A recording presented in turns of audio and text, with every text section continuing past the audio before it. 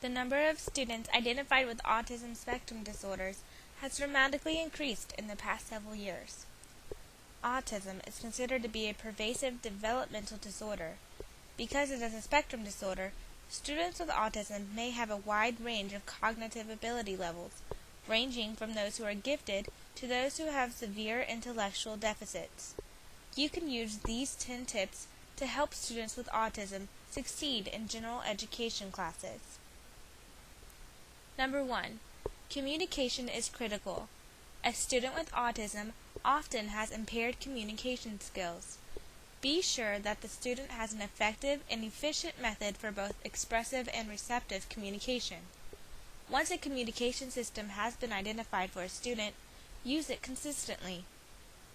Number 2. Maintain a high degree of structure. Many students with autism have a problem understanding what to do in unstructured time. Develop and follow a structured schedule of daily routines. Make the environment as predictable as possible. Number 3. Incorporate the use of visuals whenever possible. Many students with autism learn best when information is presented visually. Consider using items such as a visual schedule for the day, a visual checklist of work tasks, and a visual schedule or calendar of occasional activities, such as special events. Having visual aids can clarify expectations and relieve the stress that comes with not knowing what comes next. Number 4. Prepare for changes in advance. Changes is a typical part of most school days. Changing classes, changing teachers, changing subjects and activities, and changing schedules due to things such as fire drills. These common types of transitions often present a problem for a student with autism. When you know about a change in some aspect of the school day, it is helpful to prepare students with autism by telling them, incorporating it into the visual schedule, and reminding them prior to transition time. Number 5. Consider the environment, Part 1.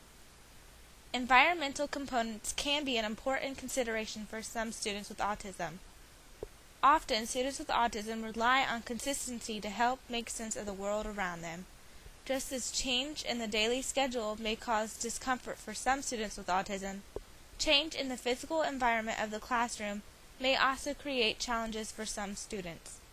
Structure the classroom to delineate specific areas. If an area of the room is going to be used for a new or different purpose, prepare the student before the change occurs. Number 6. Consider the environment, Part 2. Some students with autism are overly responsive to sensory stimulation. Others may demonstrate an under-responsiveness. Watch for sensory issues in the environment, such as room decorations, noises, scents, and lighting, and adjust these as needed. Number 7. Teach interaction skills. Many students with autism find social interaction very challenging. Skills such as taking turns, waiting in line, and joining or leaving a group may be difficult for a student with autism. Teach children how to participate in games, activities, and other social situations. The use of a peer buddy may be helpful in the development and practice of these skills. Number 8. Teach skills in their natural settings. Some students with autism might not transfer table manners taught in the classroom to the cafeteria. Game participation skills taught in physical education class may not carry over to the playground. Whenever possible, teach skills in the environment where students will use them. Number 9. Structure for success. Some students with autism may have a need to perform a task or an activity to perfection. Some students may refuse to demonstrate a skill until they know they can do it right. Structure learning activities to allow for students' success. It may also be necessary to teach students that it is okay to be less than perfect. Number 10. Remember that each student is unique.